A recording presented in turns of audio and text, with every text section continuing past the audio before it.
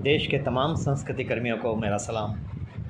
दोस्तों, आज का दिन संस्कृति कर्मियों के लिए, कलाकारों के लिए, रंगकर्मियों के लिए, कवियों के लिए, साहित्यकारों के लिए, चित्रकारों के लिए, शिल्पियों के लिए, नर्तकों के लिए, नृत्यांगनाओं के लिए, इन तमाम संस्कृति कर्मियों के लिए आज का दिन विशेष महत्व रखता है। महत्वपूर्ण दिन है क्योंकि आज के ही दिन भारतीय जननाट्य संघ इप्टा की स्थापना हुई। आज हमें गर्व है कि भारतीय जननाट्य संघ इप्टा ने अपनी रंग यात्रा के 78 साल पूरे कर लिए हैं। दोस्तों, 25 मई 1943 को इप्टा का गठन हुआ। इप्टा की स्थापना में जिन महान हस्तियों ने अपना योगदान किया वे हैं साहिर लुधियानवी, पृथ्वीराज कपूर, सुरैया, सलील चौधरी, अनिल डिसिल्वा, कैफी आज़मी। इस तरह के बहुत सारे और भी लोग हैं जुड़े हुए हैं जिन्होंने इप्टा की स्थापना में अपना महत्वपूर्ण योगदान दिया। जिस वक्त ये इप्टा की स्थापना हो रही थी दोस्तों, उस वक्त देश फासिस्टवादी ताकतों और ब्रिटिश उपनिवेशवाद से जूझ रहा था। इसके साथ ही बंगाल में भीषण अकाल पड़ा हुआ था। उन अकाल पीड़ितों को सहयोग पहुंचाने के लिए, सहायता पहुंचाने के लिए ये जो लोग थे, जो संस्थापक थे, उन लोगों ने एक संस्था का गठन किया। इसको हम नाट्य संस्था तो नहीं कहेंगे, बल्कि यूँ कह सकते हैं कि जब अकाल पीड़ितों को सहायता पहुंचाने के लिए, अकाल से मुक्ति दिलाने के लिए जो एकत्रित हुए, ये एक आंदोलन था। निश्चित रूप से इसको नाट्य संस्था नहीं कहा जा सकता, ये एक आंदोलन था, रंगांदोलन, संस्कृति आंदोलन, सांस्कृतिक आंदोलन। तो एक बहुत बड़ा मुहिम था, एक बहुत बड़ा अभियान था, एक बहुत बड़ा आंदोलन था। ये कहा जाता है कि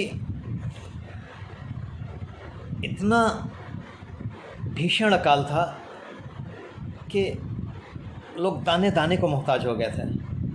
काफ़ी लोग बंगाल छोड़ के दूसरे शहरों में, दूसरे राज्यों में निकल गए थे। चारों तरफ महामारी पड़ी हुई थी। कहा जाता है कि लोग एक एक दाने के लिए तरस गए थे। ऐसे में उन दुर्भिक्ष पीड़ितों को बचाने के लिए ये सारे संस्कृति कर्मी एकत्रित हुए और एक नुक्कड़ नाटक की शुरुआत की गई। मुंबई की जो फुटपाथ है, मुंबई के फुटपाथों पर नुक्कड़ नाटक किए गए।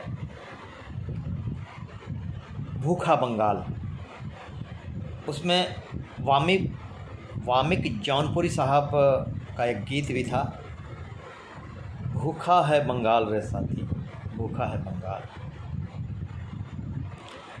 कहते हैं वो नाटक इतना मार्मिक था, वो नुक्कड़ नाटक, कि जिसे देखकर औरतें अपने गहने तक उतार करके दे दिए। अकाल पीड़ितों के सहयोग के रूप में अपने गहने दे दिए, अपने आभूषण दे दिए। कुछ लोगों ने कपड़े दिए, कुछ लोगों ने अनाज दिए, कुछ लोगों ने बर्तन दिए, कुछ लोगों ने दरियाँ दी, चटाइयाँ दी। यानी कि जिससे भी जो कुछ बन पड़ा, अकाल पीड़ितों की राहत के लिए योगदान किया उन लोगों ने। और देश कि पहली ऐसी सामाजिक सांस्कृतिक संस्था थी ये इप्टा, भारतीय जनता संघ, जिन्होंने अकाल पीड़ितों को राहत पहुंचाई थी। ये इतिहास में निश्चित रूप से स्वर्णाक्षरों में दर्ज किया जाना चाहिए। और इसमें पंडित रविशंकर जी का भी योगदान है। इसमें कई शास्त्रीय संगीतज्ञों का योगदान है। इसमें भूपेन हजारिका साहब का योगदान है। कहने का मतलब है इसमें बड़े बड़े संगीतज्ञ, अपने ज़माने के जो मशहूर अभिनेता, अभिनेत्री, कवि, लेखक, साहित्यकार, सबका योगदान है इसमें। सब लोगों ने मिलकर संस्था का गठन किया और बंगाल को राहत पहुंचाया ही। और इसका जो नामकरण है भारतीय जननाट्य संघ, जिसको इंग्लिश में, अंग्रेज़ी में कहते हैं इंडियन पीपल्स थिएटर एसोसिएशन, यानी शॉर्ट फॉर्म में इप्टा, तो इसका नामकरण भारत के प्रथम वैज्ञानिक, महान वैज्ञानिक डॉक्टर होमी जहांगीर भाभा ने किया था इसका नामकरण। और जो इसका लोगो है, एक नगाड़ा बजाता हुआ जो आदिवासी है, जो लोक संस्कृति का एक परिचायक है, वो चिन्ह, लोगो, तो उसको भारत के बहुत बड़े चित्रकार थे चित्त प्रसाद, उन्होंने वो आकृति, वो लोगो, वो चित्र इप्टा के लिए, जो आज भी इप्टा की जितनी भी संस्थाएं हैं, आज भारतवर्ष में शायद ही कोई ऐसा राज्य है, चाहे अरुणाचल प्रदेश हो, चाहे मिजोरम हो, चाहे जम्मू कश्मीर हो, चाहे शिमला हो, चाहे उत्तराखंड हो, चाहे असम हो, चाहे मणिपुर हो, चाहे इम्फाल हो, ऐसा कोई भी राज्य नहीं है जहां आज इप्टा की कोई शाखा नहीं है। इप्टा आंदोलनकारी पूरे देश में फैले हुए हैं। भारत सरकार ने इप्टा की उपलब्धियों को देखते हुए आज के ही दिन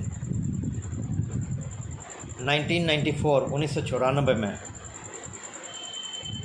डाक टिकट जारी किया था।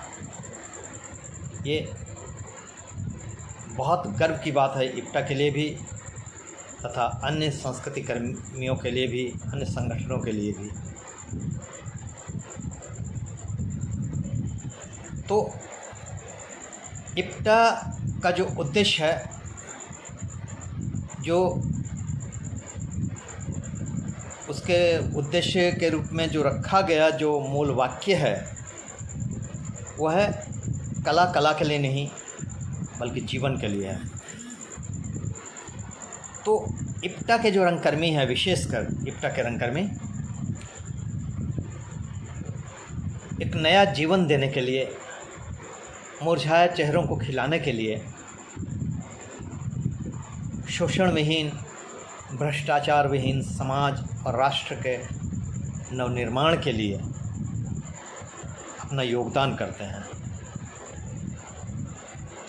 पूरे भारतवर्ष में जितनी भी शाखाएं हैं, आज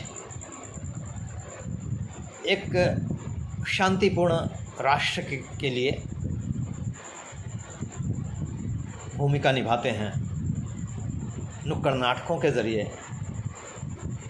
रंगमंच में अभिनय करते हैं,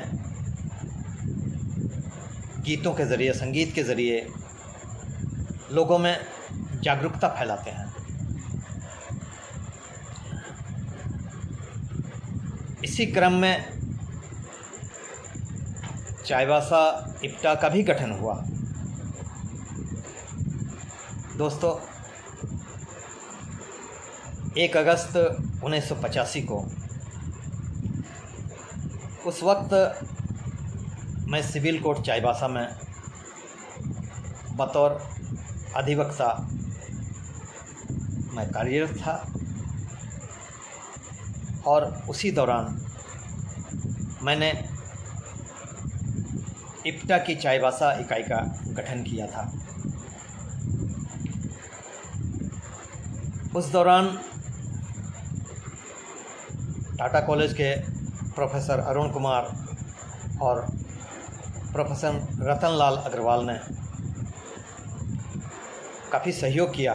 उन्हीं के सहयोग से चाईबासा में भी इप्टा की शाखा की स्थापना हुई और 1985 से लेकर आज तक चाईबासा इप्टा पूरे झारखंड में, सिर्फ चाईबासा में नहीं, पूरे झारखंड में घूम घूम कर नुक्कड़ नाटकों के ज़रिए जन जागरण फैलाने का काम कर रही है। इसके अलावा अखिल भारतीय स्तर पर जहाँ कहीं भी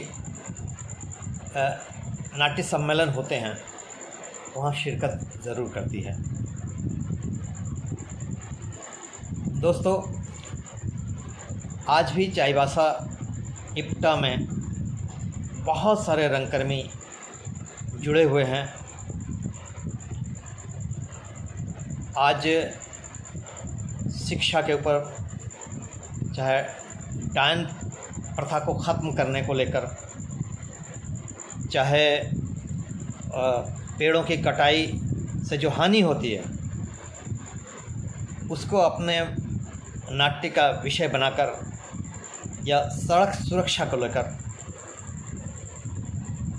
जो नुक्कड़ नाटक या रंगमंच के नाटक किए जा रहे हैं यहाँ चाईबासा शहर में, हमारे इप्टा के प्रतिबद्ध कलाकारों के द्वारा किए जा रहे हैं। अभी इस दौरान चूँकि आज पैंडेमिक है, आज जो संकट काल है, जो कोरोना महामारी का समय है, दौर है, इसमें अभी हम असमर्थ हैं कुछ करने के लिए, लेकिन फिर भी हम वर्चुअल कुछ मीटिंगें करते हैं। तो जो भी बन पड़ता है हम समाज में जागरूकता फैलाने के लिए हमारे कलाकार कर रहे हैं। अभी जो प्रगतिशील रुझान के कलाकार हैं, अभी संजय चौधरी जुड़े हुए हैं इसमें, इप्टा के परवेज़ आलम, कैसर परवेज़ और शीतल सुगंधिनी वागे, उषा मिश्रा जी हैं, श्यामल जी हैं, और भी ताराचंद जी हैं इप्टा के। ये लोग